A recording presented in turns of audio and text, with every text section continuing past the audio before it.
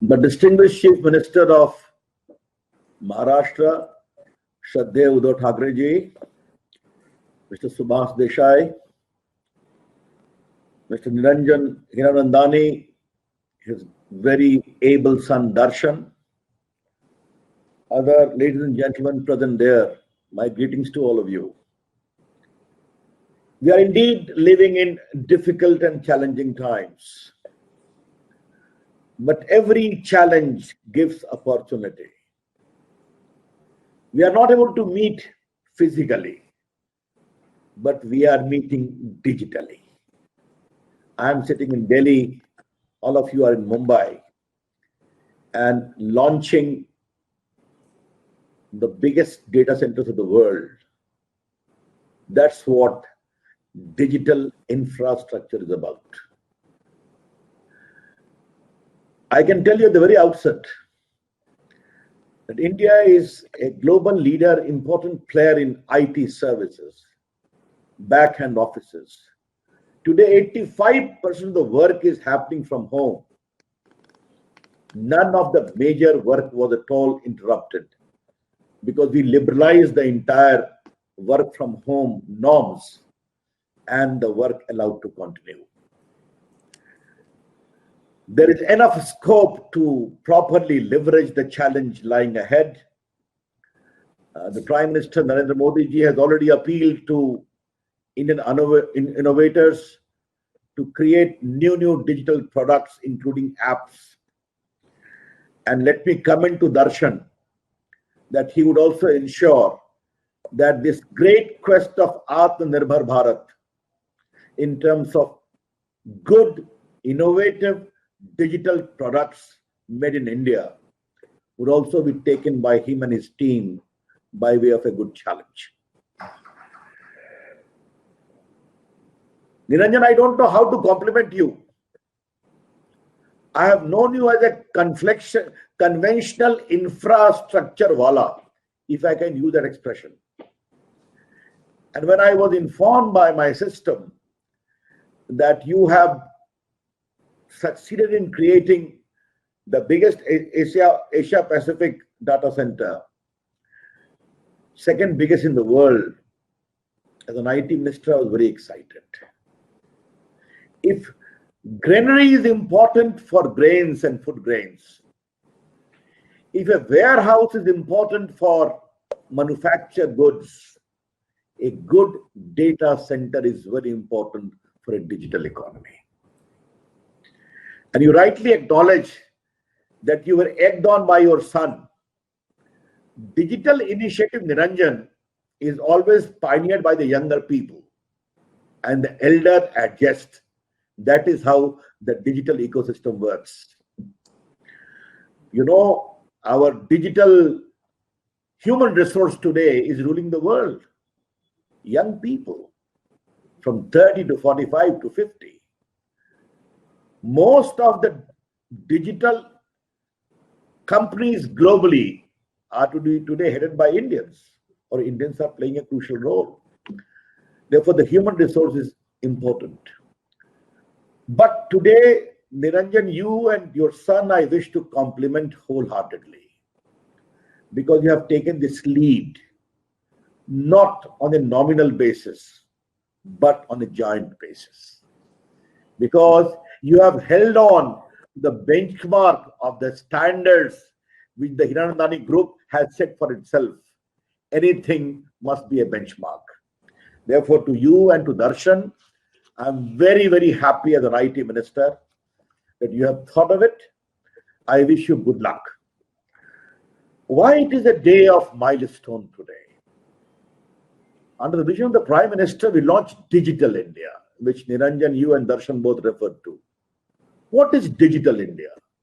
Very simply put, Digital India is designed to empower ordinary Indians with the power of technology.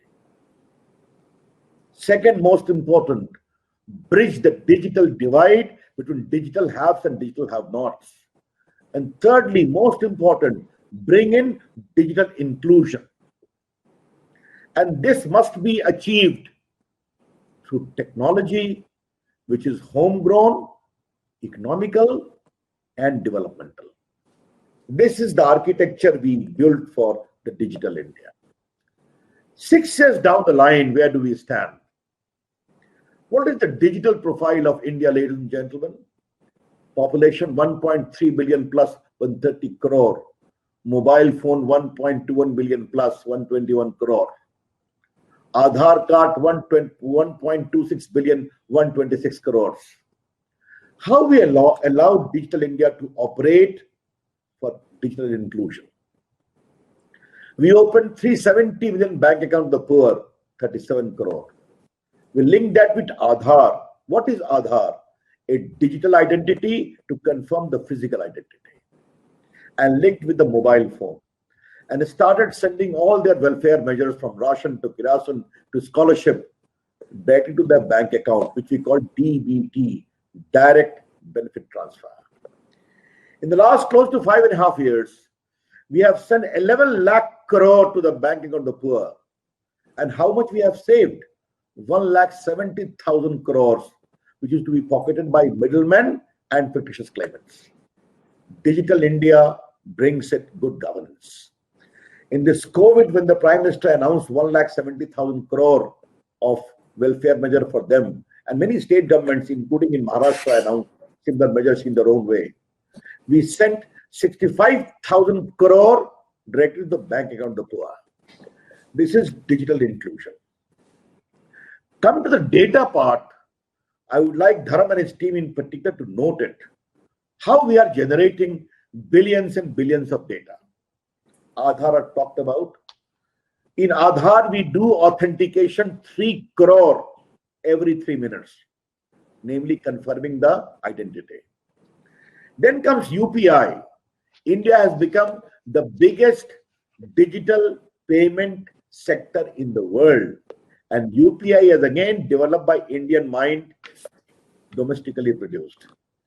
Third is the GSTN, which operates the entire general sales tax. Again, GSTN is a digital network developed by Indian mind and hosted in India.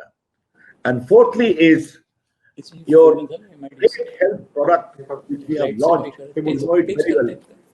And ultimately, crores of Indians are also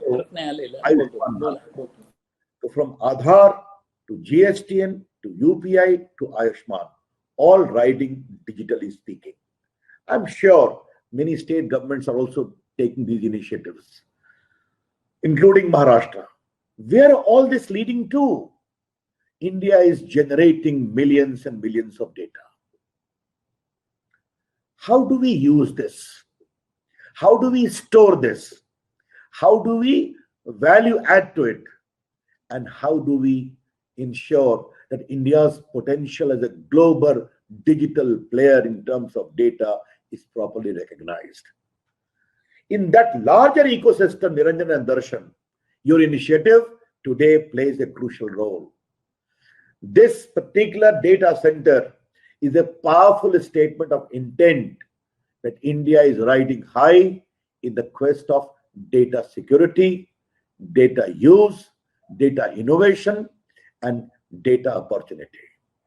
Very briefly indicating, let me tell you, India's internet use is close to 20% of the world, but India's data use is only 2%. India ranks 9th in that field. India had to make that a statement of intent that digital India and data innovation, data storage, data capacity, all will go hand in hand. We have come with a policy in India where all the government data are properly stored and open for study, research, anonymized way. We have, Niranjan, you talked about, and Darshan, both you talked about data privacy. You rightly put. We have already introduced a law being scrutinized by our parliamentary select committee, data protection law, after widest consultation. What is that? Very briefly indicating to my Mumbai friends, it has 4 components. Number 1, no data of any Indian shall be taken without consent. Number 2, that data will be used only to the limit of consent. And thirdly, that there will be a provision also of withdrawal, and there will be a proper fiduciary who will be entitled to protect the data, keep the data, analyze the data, which you can become. There are three categories of data which we have provided. One is extremely personal sensitive data will be stored in India. Then there will be a sensitive data, and then the general data. What I foresee, Darshan, I would like you to think about it. I want India to become a big center of data refinery, data cleaning, data processing, data innovation, data research. And if you have come with this big infrastructure, then kindly think on those lines that India should become. And I'm very, very keen that data refinery is going to be the future. And with the success of Digital India, I'm very keen India must become a big global refinery of data cleaning, of data processing. Obviously, all this will have to be in keeping in mind the data privacy, which the law is already in process. One thing I would like to very briefly comment here, and that is what? We shall never compromise on data sovereignty of India. India being an important digital power, our data sovereignty will be very, very important, and we shall ensure that we are never made to make any compromise, nor we will do that. And I'm quite sure the way we have articulated Digital India, the way we are articulating the digital quest of emerging economy like India is going to become a global benchmark. As the world is talking of global inclusion, similarly, India's quest for data sovereignty, understanding is going to, and data safety and privacy is going to become an important issue. Yes, cybersecurity is important. We have to work together. We are working a lot. But I always say, take precaution. Let me give a very simple example, Darshan, to you in particular. If you drive on a big highway, at times accident occurs. You don't stop making highways, do you? You drive with caution, tighten the seat belt, don't undertake a drinking driving.